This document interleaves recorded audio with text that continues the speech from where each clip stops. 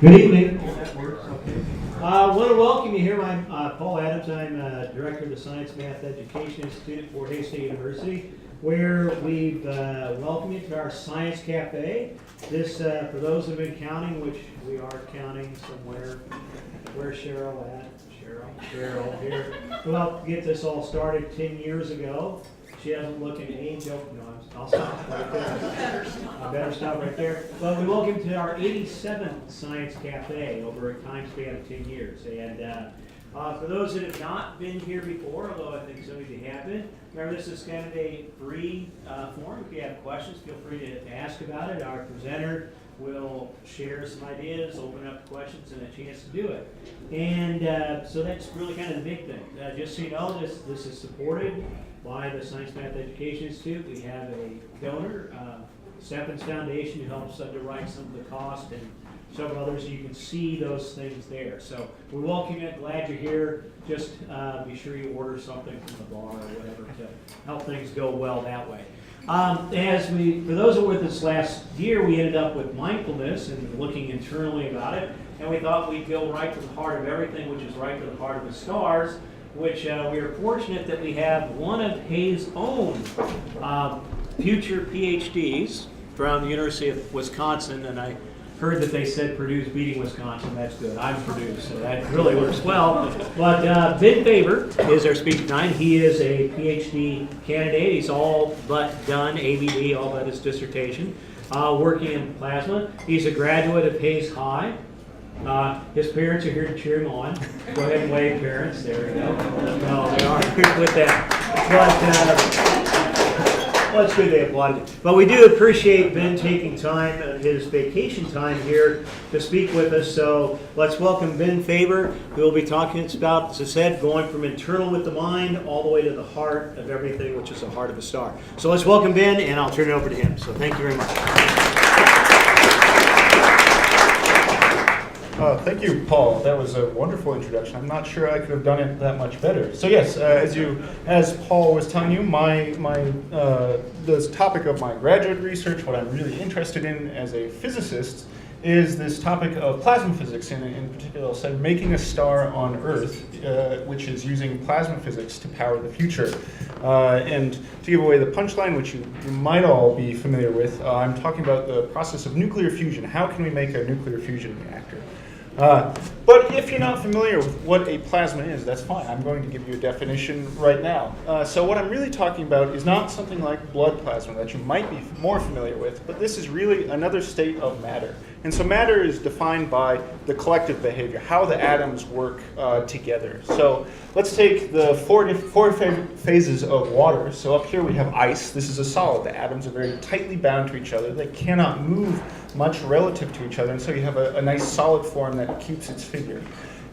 In this pot up here we now have liquid water. So liquid water, these atoms are less bound to each other. They're now able to move relative to each other. This allows a liquid to take the shape of its container. A gas, we've now have atoms that are not really connected to each other at all. They don't really interact other than through collisions or very long-range forces. And then there's this next form of matter called a plasma, and this looks like lightning. It probably is lightning, and so that's giving you an indication that lightning is indeed a plasma.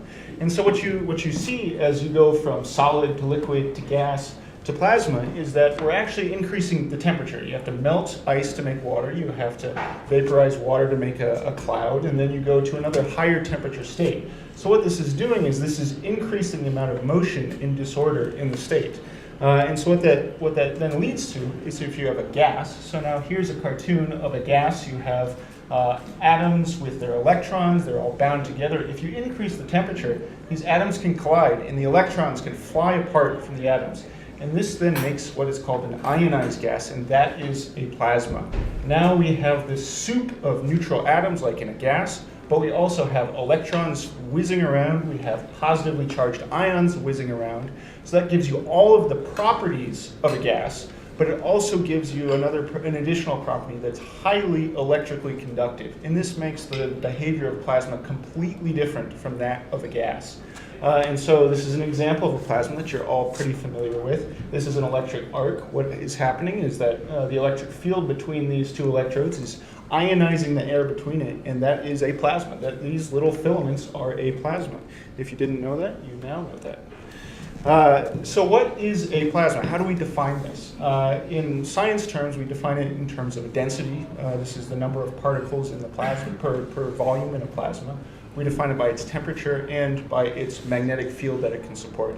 I won't talk much about the magnetic field, but a very interesting thing about a plasma is it can support an extraordinary range of densities and temperatures, much more than a solid, a liquid, or a gas. So I've got this little table here of 4 different plasmas that you can find in the universe, from cold to hot, so cold on the top, hot on the bottom, less dense to more dense. So you have like the interstellar medium. This is the plasma between stars in a galaxy.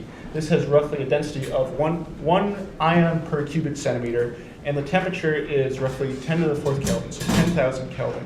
Now you might think that's very hot, but the temperature that you feel on your skin is really a product of the temperature of the atoms times their density, the amount of atoms that are actually hitting your skin. So if you wanted to feel this plasma, this would be extremely cold because there's only 1 particle per cubic centimeter that would be ever striking your skin. Now you can keep the temperature the same, but you can go to 8 orders of magnitude more dense, and that is what is a common fluorescent light. That is a plasma. So it's still cold, but it's 8 orders of magnitude more dense, which is really crazy.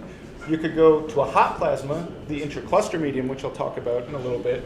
This is even less dense than the interstellar medium by 3 orders of magnitude, but it's now 4 orders of magnitude hotter.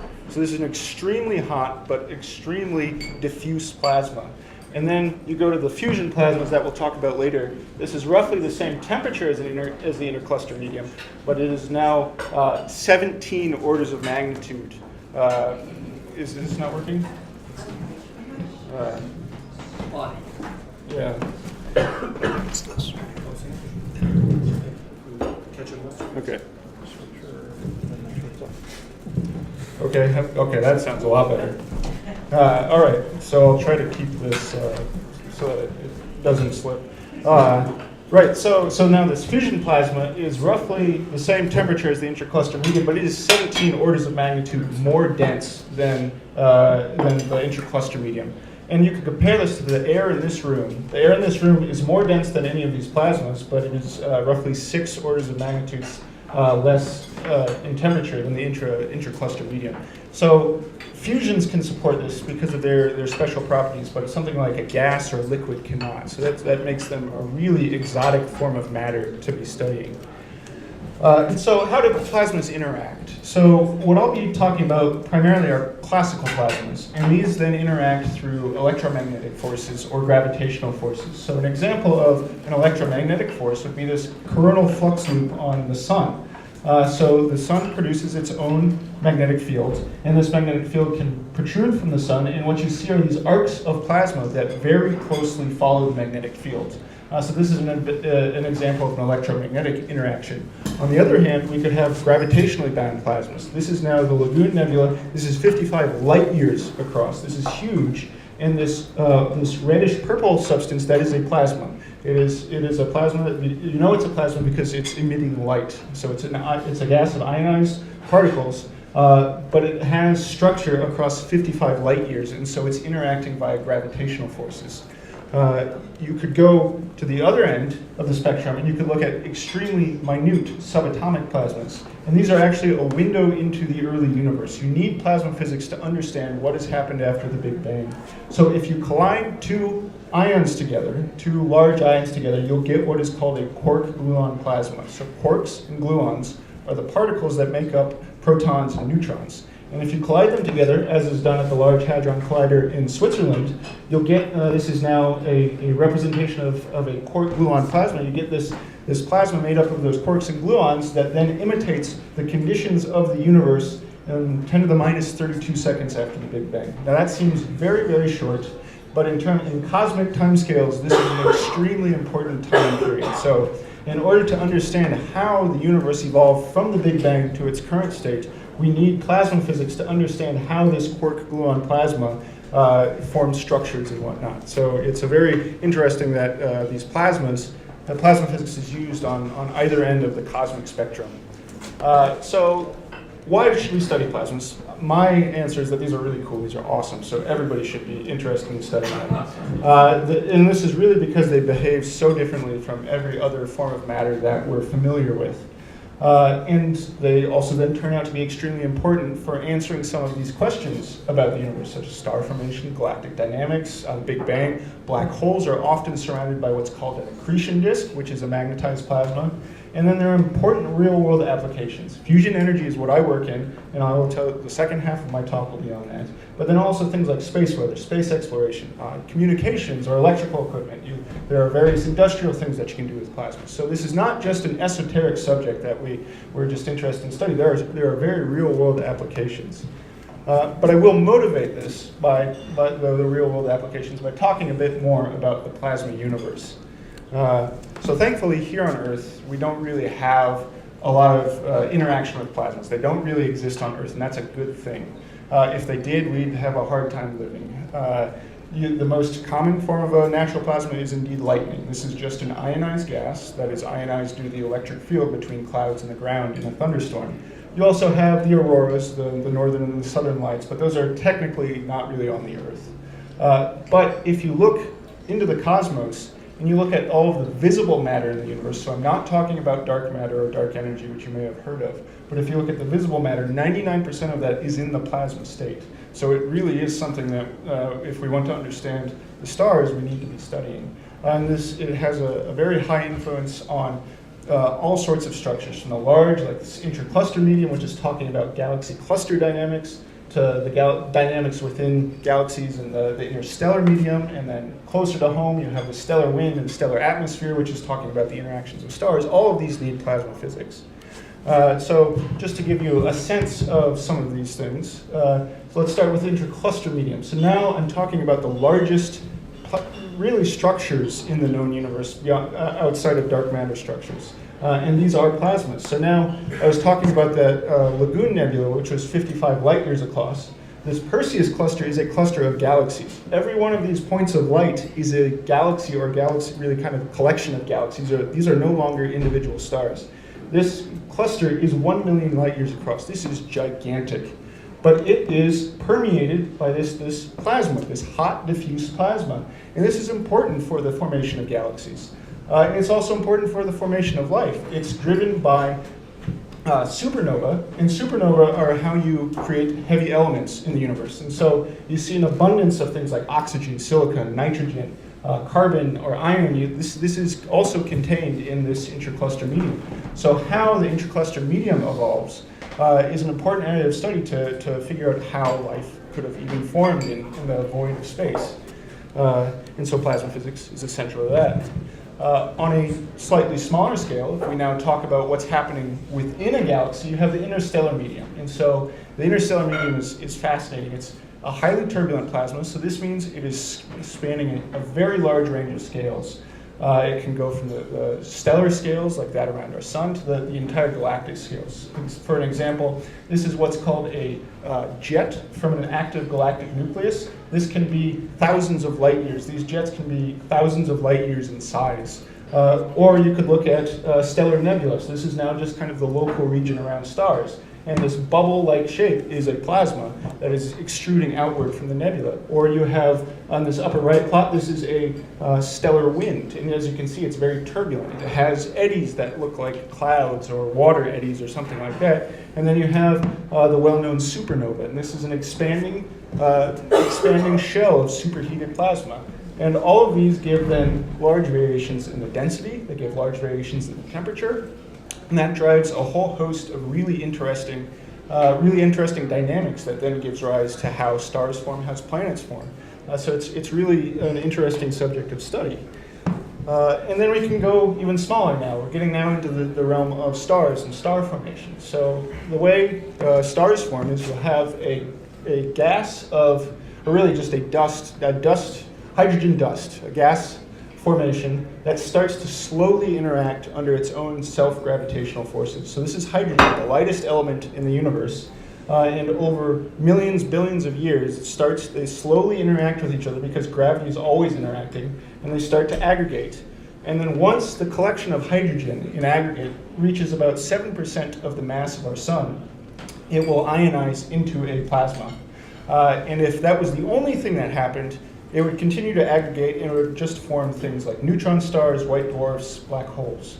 And we would not have stars as we know it.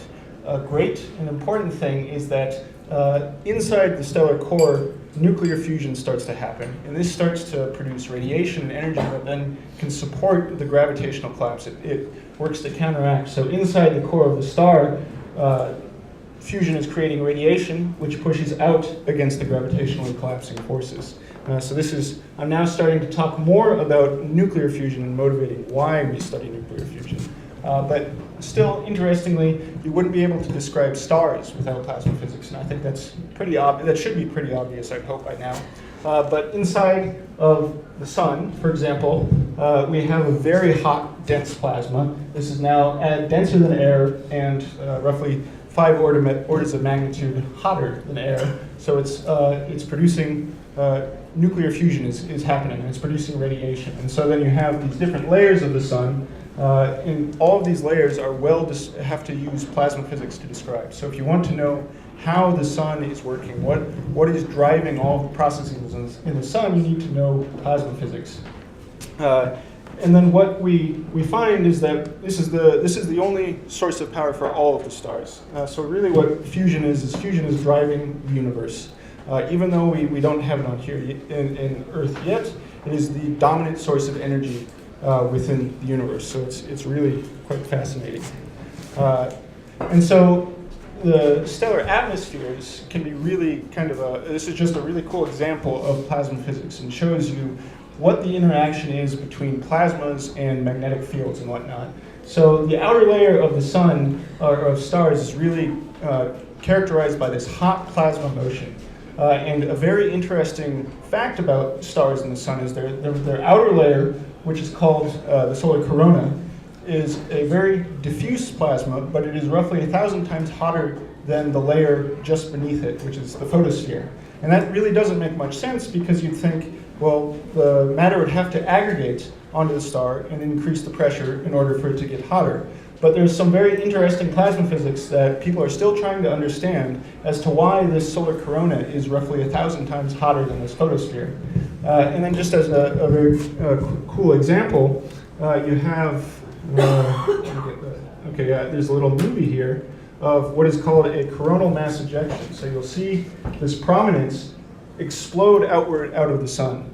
And that is because a magnetic field generated by the sun is then starting to protrude outward, and by a phenomenon in plasma physics called magnetic reconnection, the magnetic fields bend and snap and then just explode into space and eject plasma off of the surface of the sun. So what that's telling us, besides being really cool, is that it's not just light that is coming off the surface of the sun. There is plasma continually streaming off of the sun, and this is known as the solar wind. So as the plasma streams off, a very interesting thing is that it also drags the magnetic field of the sun with it. So like I said, plasmas and magnetic fields are highly interlinked. And so what this picture in the upper right is showing is the dragging of the solar magnetic field out through the solar system. So the sun is at the center. You can kind of see the orbits of some of the planets.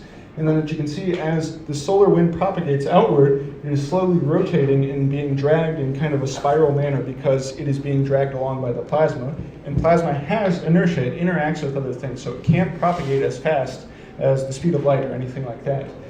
So not only is plasma streaming off, also the magnetic field of the sun is streaming off. And this creates kind of a bubble system around the solar system, and that's a really good thing. This is called the heliosphere. Interstellar space is pretty nasty, and so if we didn't have the heliosphere, we would be constantly bombarded by radiation from interstellar space. This would be nasty, high-energy cosmic rays. It would be really hard for life to develop. it really wouldn't be good. But we have this nice little bubble of pressure driven by the plasma that then here on this plot, the interstellar space is streaming in from the left. It encounters the heliosphere and it terminates in what's called a bow shock. And this bow shock, and this what it's showing is that the heliosphere is really protecting us from the interstellar medium. And so that's a really neat example of plasma physics in action. And a kind of small scale version of this happens right here in the local solar system. So this is the interaction of the solar wind and the Earth. The Earth also generates its own magnetic field. And this magnetic field then serves as a protector from the solar wind. The solar wind protects us from interstellar space, but it's still pretty harmful. If we didn't have a big magnetic field like Mars, the solar wind could strip the atmosphere off of Earth, and then of course life would have a hard time forming. But with a magnetic field, it effectively stops plasma from crossing it. So this is something that I'll talk about later, but plasma has a really hard time going across magnetic fields. It can move along magnetic fields very, very easily, but it cannot cross magnetic fields easily. So you have, again, this portion where plasma is streaming off of the sun, it's interacting with the Earth's magnetosphere, and it's essentially, for the most part, stopping, which is pretty neat. And the interaction of the solar wind and the Earth's magnetosphere is what we call space weather. So plasma still can get to the Earth. It is again due to this phenomenon called magnetic reconnection. So really what's happening is I have this little animation here. Solar wind is coming from the left, and it's streaming past the Earth, and these blue lines are magnetic field lines of the Earth's magnetic field. When it streams past, it compresses what's called the magnetotail, and the magnetotail then interacts with itself, it breaks and it reconnects. And when it reconnects, the plasma that was on those field lines streams into the Earth and gives you the auroras that we know today. So it's not really the solar wind coming from the front of the Earth, it's really the solar wind coming from behind the Earth that gives you these auroras. Now, if you had a very large coronal mass ejection, like we saw in that movie, this could be somewhat problematic, and this leads to what are known as geomagnetic storms. And we really need to understand geomagnetic storms as a population because they can be severely harmful, especially given our modern technologies. So we use large electrical grids and communication satellites, things like that. These can be very, very much harmed by geomagnetic storms as they create currents in the atmosphere that then couple to currents in the electrical grids and can destroy them. So for example, in 1859, one of the largest coronal mass ejections ever occurred, and the entire telegraph system of North America and Europe was essentially destroyed. It was essentially lit on fire because so much current was running through those wires.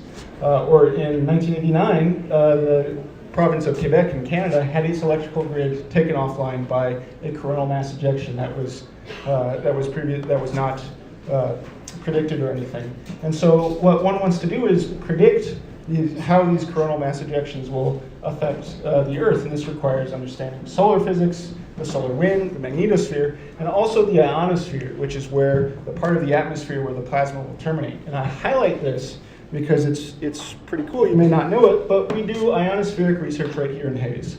So out on Golf Course Road, there is a radio radar array associated with the Super Dual Auroral Radar Network, or SuperDARN. And what this radio array does is it takes measurements of the plasma, fluctuations of the plasma in the ionosphere. And so, for example, here is a map of the plasma velocity taken from the Fort Hayes radar array. And so what this is showing you, if the lines are green or blue, that means the plasma was moving away from the radar array. And if it was red or yellow, that means it was coming towards the radar array. And so you can map out these velocity fluctuations, and you can back that out into space and understand how the solar wind was interacting with the magnetosphere. So it's really interesting, and it's essential to understanding this whole interaction between the solar wind and the Earth and everything. So I hope I motivated you that plasma physics is very interesting, and it also has some real-world implications, and it really has some real-world applications. So now I'm going to talk about fusion energy, which is my subject of research. And so I'll motivate this by talking about how we generate electricity. So primarily throughout history, we've mostly generated energy through chemical fuels. So what we do is you break the molecular bonds in a fuel. This creates heat, and then you use that heat to do work. You boil water, and that turns a turbine. So you can do this by burning fuel. You can eat food. That's how we as humans get energy. You could also use kinetic means. So this would be tapping into naturally occurring motion. So you don't want to actually drive any motion. That requires energy. But if you can tap into things like winds, or use gravity for hydroelectric plants, or even some more advanced tidal energy ideas about using the tides to generate energy, you can use kinetic means. Or you could use a direct process that just takes something that naturally creates a charge imbalance. So a solar panel does this. A photon comes in from the sun, it strikes the solar panel using something called the photoelectric effect. It creates a charge imbalance, and then you can use that to produce electricity. Or you could do something similar to the chemical means. You could use atomic energy. So instead of breaking the bonds between molecules, you now break the bonds between nucleons, between protons and electrons in an atomic nucleus, and then it produces heat and you can do work. So a lot of people are familiar with nuclear fission. That's the most common form, but then we also have nuclear fusion.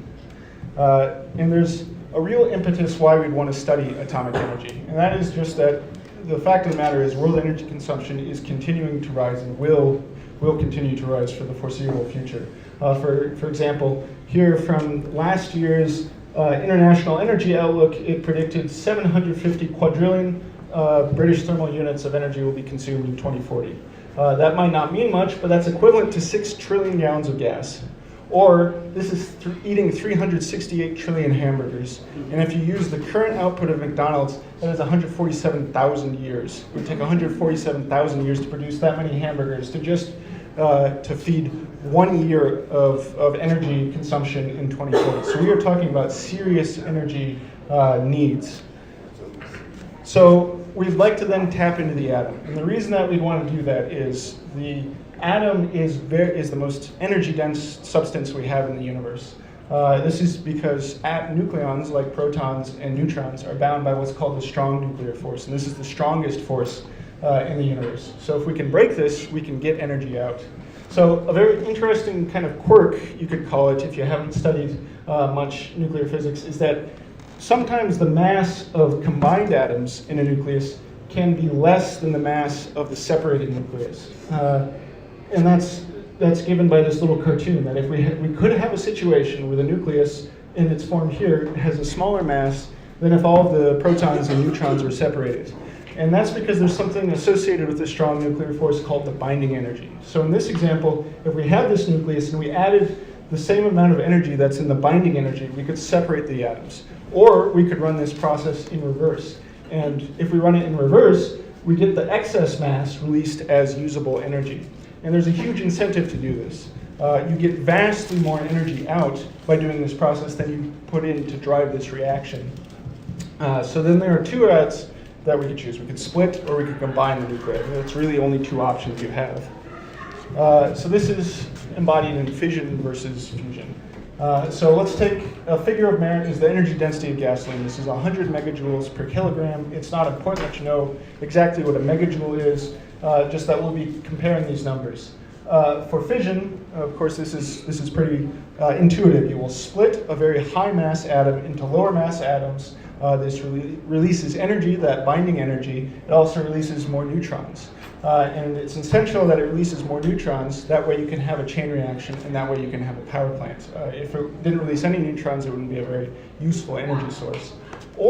And so this releases 10 to the 7 megajoules per kilogram. This is 5 orders of magnitude. This is 100,000 times as much energy per kilogram as a gallon of gasoline. Or we could go the opposite route. We could go fusion. This would be taking light nuclei and combining them into heavier nuclei. This will give you, and this needs to be done in a plasma. And so this gives you an energetic neutron, which you can then harness to do work. And it gives you a hot ion that then helps reheat the plasma. And it's important that it reheats the plasma so that you get what is called a burning plasma, which is equivalent to the chain reaction in the fission case. And we can see that fusion has an even higher energy density per kilogram than fission, so it's even more advantageous. So this is just a little cartoon illustrating these two processes.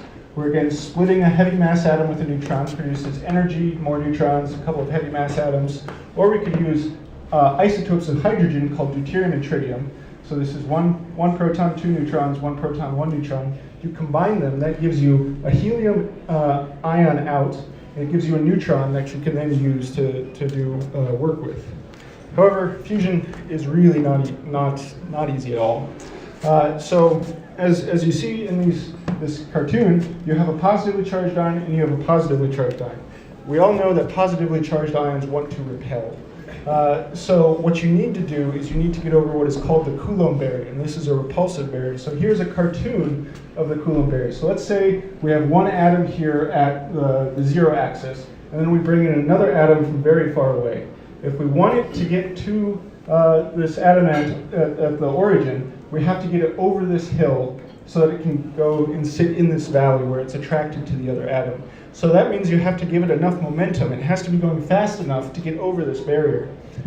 So this means we have to heat ions. Ions have to be going fast enough. They have to be at stellar temperatures, so the same temperature as the core of the sun. So this means we can't touch it. You can't just go out and touch the sun. You will burn, die. So we have to confine a plasma, and we have to heat it to stellar temperatures, but we can't touch it. So this seems really problematic. So you'd ask, why do this at all then? This seems really, really hard. Well, the answer is there are some really good reasons to do this. The first is fusion is clean. You only produce a helium ion and you produce one neutron per fusion reaction. There is no harmful radioactive waste. The fuel is virtually inexhaustible. So all we needed in that reaction were two isotopes of hydrogen, deuterium and tritium. Deuterium is found abundantly in the ocean. We'd have 100,000, if not more, years of fuel for all 7 billion people in the ocean. And then we can create tritium very easily from the fusion reaction itself through a process known as neutron capture.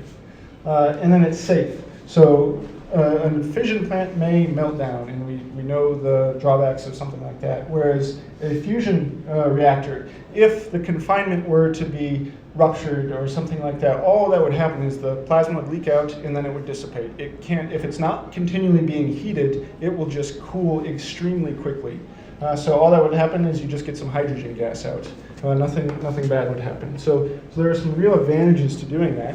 And then because it's such a high energy density process, this enables so many great technologies that require a lot of electricity. For example, we could replace all of our fuel cars with electric vehicles. And there would be no cost, no carbon cost to doing that. You'd be able to have charging stations every 10 miles or something like that. There would be so much electricity to go around. Other manufacturing processes that need lots of fuel can be replaced with electricity. Plasma recycling, you could do aeroponic fruit production, you could do water purification, you could just desalinate mass quantities of water out of the ocean. So really anything that needs a huge amount of electricity, fusion solves. It's a clean process. And then future technologies. If you want to continue to use our smartphones to take advantage of AI, artificial intelligence, things like that, this requires a huge amount of power to run these computers. And it's only going to increase despite improvements in computing capabilities. So you'll need something like a fusion power plant to be running these computers. And if you want to go to space, if we want to go to Mars, we need a compact, safe, high-density energy source. You don't want to be putting a miniature Chernobyl on a spacecraft. That is just not something people are going to be all that happy with. So fusion solves these needs.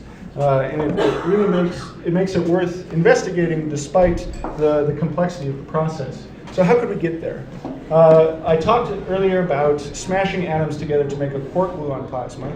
Well, why not just go that route? Just accelerate these ions in a big particle accelerator and hit them together. The problem is that's very inefficient. As you increase the velocity of ions, the less likely they are to hit each other. So it's very inefficient and it would not be useful. You could then say, well, let's take a pellet of fuel and let's shoot really high-powered lasers at it. That is a way to get to fusion. That's called inertial confinement fusion. It is being researched. There is a very big laser in California called the National Ignition Facility, which is working on this. However, the research is saying it's possible, but unlikely that this is going to be a very useful power source. Or you could confine a plasma, like a star, and you could heat it to the temperatures necessary for fusion. And this is called magnetic confinement fusion. This is what I research, and this is what I will just continue to talk about. So to help you understand why we designed some of the fusion, some of the schemes that we do to try to get to fusion, I'll give you a little primer on plasma physics. So the biggest thing that you should know about plasma physics is that if you put a charged particle in a magnetic field, it will gyrate around that magnetic field. It will execute a circular orbit. And if there was nothing else affecting that particle, it would always be tied to that field line forever. So for example, if you just had one magnetic field line, you had one particle, it would execute this helical motion for all time. Now, plasmas are thankfully not just one particle, they're many particles. So you have interesting things like collisions, you have collective motion like waves. Plasmas can support waves. You have electric fields that can be generated by the plasmas, and these then serve to move the plasma across magnetic field lines. So for example, if we have a collision, you have a particle that's gyrating around one magnetic field line, it hits another particle, and it can jump from field line to field line. So that what this is telling us is that we can then use magnetic fields to manipulate plasmas. So a very interesting thing, which is shown in this plot in the upper right corner, is that a gyrating particle will conserve what is called magnetic flux. And that's basically the amount of magnetic field going through the area of its orbit. So if you start a particle out in the top left, where there's not a lot of magnetic field, and you have it move towards a region where the magnetic field is getting more pushed together, in order to conserve flux, the orbit has to get smaller.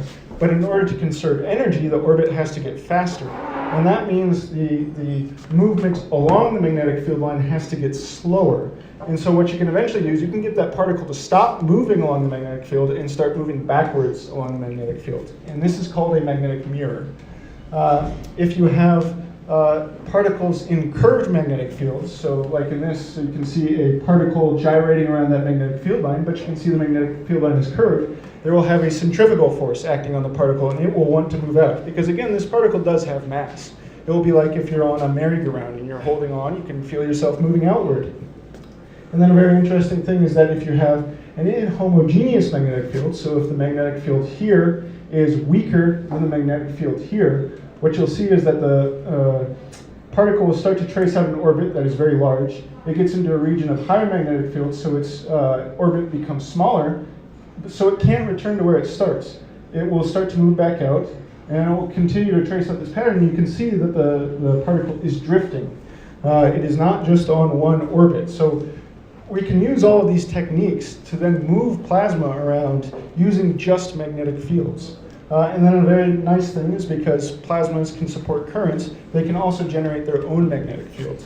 So these were, I should say something, which is just really kind of interesting. This is about how we can heat plasmas to stellar temperatures, is that plasmas and waves, electromagnetic waves like radio waves, can exchange energy without, which seems kind of odd, since a wave, you'd think of something needing to touch something to get it to move faster.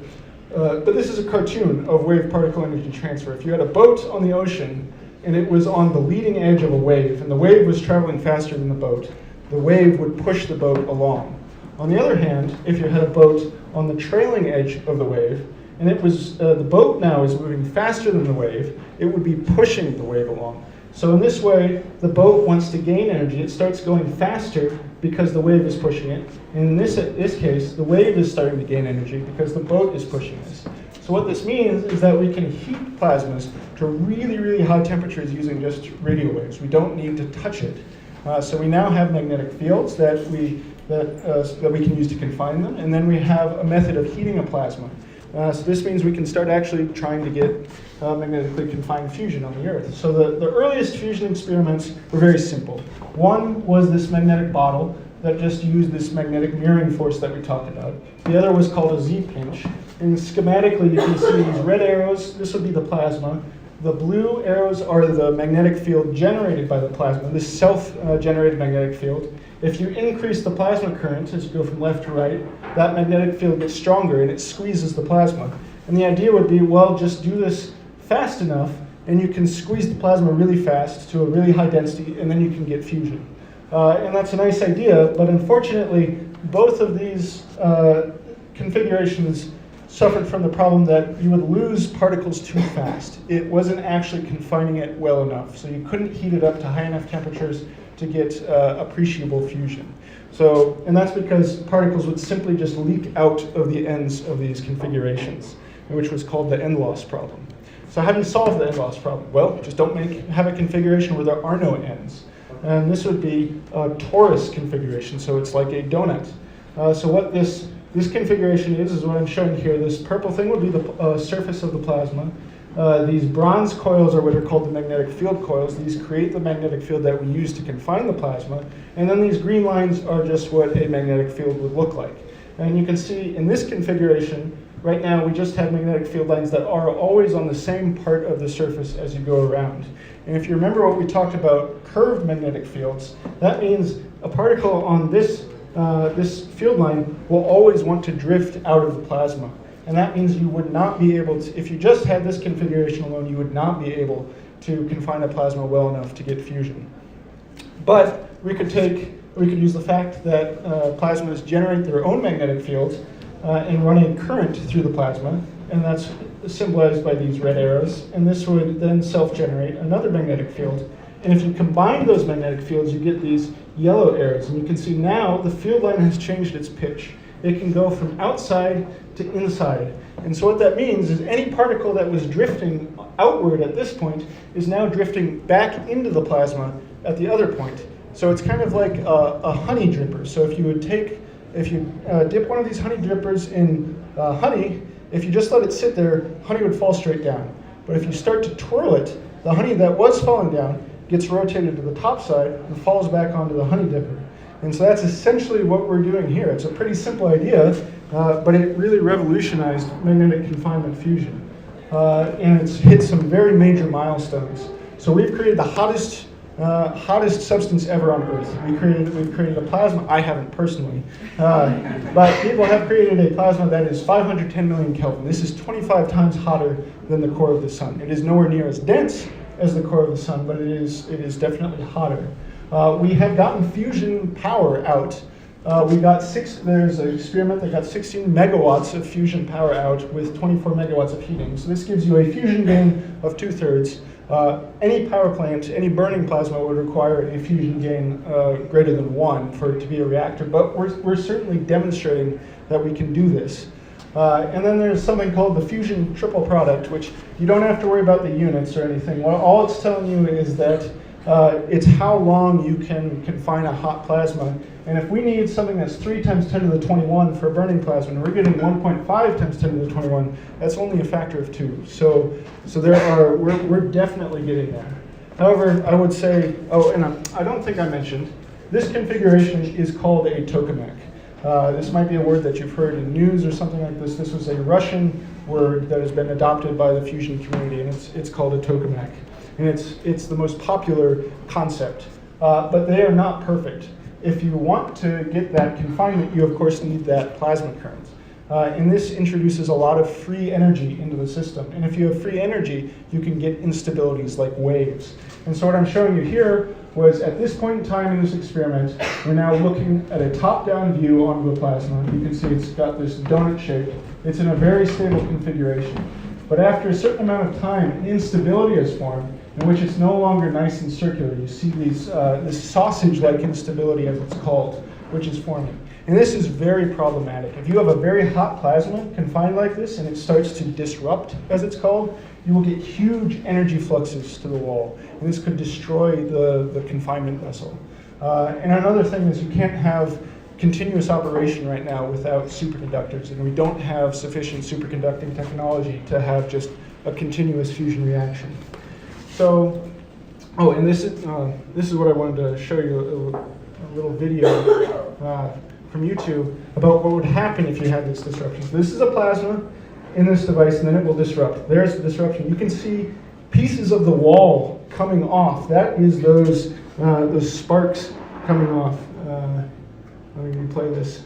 So this is, again, that's the plasma state. It's nice and confined, and then it disrupts, and you have this immense energy flux going to the wall, and you have particles, you have big macroscopic things coming off of the wall. So we'd really like to avoid that, if possible. So we can do this if we just eliminate the plasma current. We needed the plasma current for confinement to get it to go from outside to inside, but what if we just twisted the magnetic field ourselves? And so this gives rise to the configurations known as a stellarator, a heliotron, and a torsatron. So you can see that right here. This is a classical stellarator, one of the first ever built. It looked like it was at once just kind of a donut, but then they twisted it into a figure 8. So anything that's on the outside here becomes the inside over there, and then you just have this condition that particles that were on the outside are now on the inside. Or a heliotron, these purple things, these are the actual magnetic field coils, and they follow the helical direction necessary to make a helical magnetic field. Unfortunately, those were not all that great. They had pretty poor confinement. There was a discovery called quasi-symmetry, which you do not have to know anything about, but this quasi-symmetry gave very good tokamak-like confinement, which is necessary for fusion, but there's a huge downside, and that is you get extremely complicated magnetic field structures. So this is a stellarator in Germany, W7X. These are the magnetic field coils. These things look crazy. And this is the plasma, the shape of the plasma. Now this has very good confinement, but making a configuration like this is very, very difficult. Or there's the HSX experiment at the University of Wisconsin, which I'm affiliated with. These coils are just crazy to look at. It's insane to think that somebody could come up with those ideas. But we use numerical algorithms, and you can define them. You can find them. And so we've gotten good confinement with stellarators. And by eliminating the plasma current, we've gotten a 50-minute plasma discharge with fusion-relevant heating with the stellarators. That's really good progress. A tokamak cannot get anywhere close to that. We've gotten very hot temperatures, 110 million Kelvin. We've gotten very high densities, higher than a tokamak, which is necessary for fusion. So what you should know is that stellarators are good alternatives to tokamaks. So I'm running out of time, but I just want to say that fusion is going strong right now. It could be stronger, but I would say it's going very strong right now. It's very international. If you look at experiments currently in operation, we have experiments in the US, European Union, the UK, China, South Korea, and these are just kind of the major ones. There are many more research reactors around. There are some very big planned projects. There's the ITER project, which is very much an international collaboration. You have a tokamak in Japan called JT60SA that'll be huge, and then there's a device being designed in China right now. In the stellarator world, we have a couple of stellarators in operation. Like I said, HSX at the University of Wisconsin, W7X, this LHD, and then there are new stellarators being designed. So just to get a sense of one of these projects, which is the ITER project, this will be the largest fusion project ever undertaken. It's currently being built. You can see a person down here. This is to scale. This is a person in the lower right corner. This is a huge device. This will get conditions necessary for burning plasma. It will have a fusion gain greater than 1. The goal is a fusion gain greater than 10 with 500 megawatts of fusion power. And it's a good step forward, but we can't build a power plant like that. That's crazy. This W7X stellarator, I said, is in operation in Germany. It started operating 2 years ago. This is just a nice, pretty picture again of how kind of crazy the design is. And then you can see there are two people up here. This is still a pretty big machine, nowhere as big as ITER, but it is definitely advancing plasma research. And the big questions that we need to answer with these devices are things like the plasma-facing materials. How can we handle high heat loads? Even though we want to avoid getting the plasma to the wall, eventually it will still get there at some point. And you can see some of the damage given in the top of some of the materials that face the plasma. So there's definitely research that we need to do for things to handle this. Understanding turbulence, this is what I work in. You can view this as, this is the plasma, this is a computer simulation of the plasma, and you can view these different colors as kind of like turbulence in water. And turbulence takes the hot core and moves energy out of the hot core towards the edge, and we want to avoid that. So how can we understand this and optimize for confinement, as we call it? And then there are some engineering issues. Actually, how do you build a power plant? Nobody's actually really considered this much. And then we need to make these smaller and cheaper. So these are kind of the big 4 questions that we need to answer. So just to recap, plasmas are really interesting, and I hope you agree that they should be studied. In that we really need plasma physics to understand a lot about the universe. And then a great benefit is we're trying to get to fusion energy. This has very big promise. There are challenges, but we are making progress. And I think you should be excited for the future. I'm excited for the future, and I think you should too. So with that, I just want to thank you for listening.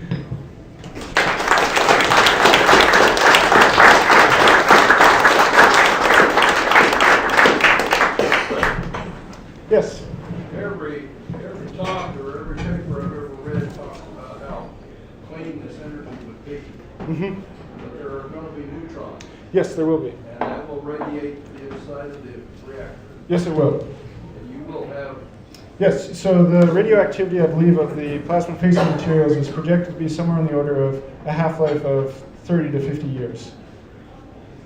So it is not anywhere nearly as bad as a fission waste. But yes, there will be radioactivity from the neutrons. how do you get the energy out? So it's essentially just like any other thing. You want to build a blanket around the reactor, and then you just want to heat the blanket. That will then heat water and drive a turbine. There's really nothing much better than steam-powered turbines, it seems like. Yeah, it's a fancy tea kettle. Yes, yes. So what material are you using for the tokamak at this point, as far as what? So right. So right now, tungsten has the highest melting point of any element that we know of. So a lot of plasma-facing material is indeed tungsten. So these these two here are tungsten elements that have been exposed to the plasma, and you can see that they have melted and things like that. So it's of course a material science question if we can come up with better and better materials for the reactor. Yeah. Is there a state of matter beyond plasma? There may be some exotic states of matter, especially once you would have some sort of state of matter that could be very, very hot, but also interact via, say, the strong nuclear force or the weak nuclear force. That would possibly give you another state of matter. But I'm not up on what those exotic things would be. Yes. What's the vision at the end? If we get this working, is it going to be like the current model with coal power plants and fusion power plants? I mean, will there be huge power plants distributing energy, or would they be more local and smaller? Yep. So the idea would be we'd like to go the local route because fusion power can be very, very high base load. It is very reactive. All you need to do is just increase the amount of fueling, and almost instantaneously you will get that much more power out.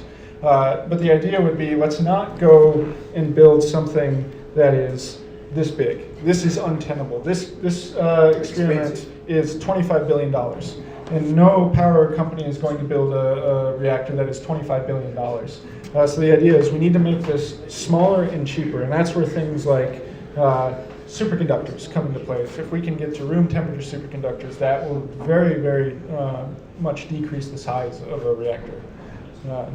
Probably not the trunk of your DeLorean, though. No. Yeah, you still need things like big antennas to heat the plasma. That's just something that is a fact of physics. Yes? I'm curious what this had nothing to do with physics, what the reaction was back in 1859 when there was that event and all the telegraph systems were fried. Yeah, so it was called the Carrington event because there was one astronomer who did notice this on the sun. He happened to be studying the sun at this point, but yeah, nobody knew what this was. It was just bizarre that their telegraph wires were lighting on fire and that telegraph operators were getting shocked as they tried to use the telegraph. No, it was a mystery for a while. No doubt it's attributed to other things. Yeah. Yes. So isn't it true that we are just a matter of luck and time before a huge solar mass ejection fries us? Well, we'd hope it's a matter of time so that we can figure out how to. I mean, so essentially, all you need to do is you need to just disconnect the grid. You need to. So what happens is a coronal mass ejection comes, and the plasma comes and drives currents in the ionosphere. That will then couple to the electrical grid. If you can essentially decouple the electrical grid, nothing will happen. And so you just need to be able to decouple the electrical grid during this event and then recouple it. What about all the satellites? You just turn them off, essentially. So if they're operating at that time, so safeguards are now built into satellites that allow them to essentially break the circuits, and for a temporary amount of time. So it's knowing that you can turn these things off. Yeah, how will young people live without their smartphone for 10 seconds? Yeah, it's a good question. Yes. So what's the highest temperature superconducting achieve? That's a good question. I want to say maybe 80 Kelvin, but that seems awfully high to me. But people are working on this. There are fusion scientists who have become very concerned about this because, for the most part, fusion scientists we can get hot nuclear fusion in plasmas. Now the real challenge is how can we do it economically and in a small reactor. And that's the really big thing, because again, some of these things, like if you had to build a 5-story high fusion power plant, that's just not tenable. That's not something anybody would want to do. Yes. We were having discussions like this when I was in college taking physics, and not near as advanced as it is now.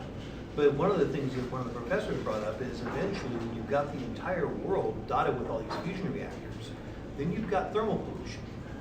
And will we be able to radiate the energy off as fast as we're? Oh yeah, we will. That's I don't think too big of a concern. Any other questions for? You had one. Yes, I had a question. Yes. So, given the size of the reactors that you're talking about right now, how would the raw material come from? What kind of raw material is this? So for the most part, it's normal material. The only exotic material comes from either the magnets themselves or from what will be the plasma-facing material. But a very interesting thing is if we can coat the plasma-facing material with liquid lithium, that acts as both a tritium breeder, and it allows you to mitigate all sorts of deleterious effects from the plasma environment, because liquid lithium you can just keep recycling through. So it could be a very cheap way of having a plasma-facing material that is very beneficial, but that also comes with its own host of challenges that we're only starting to investigate. But otherwise, it would just be kind of, if you need rare earth metals for the magnets, that is probably the biggest thing, but otherwise we don't anticipate any crazy material compounds needing to be made. Okay. All right. Well, let's thank. You had a question? No. Okay. We're good. All right. Let's thank you.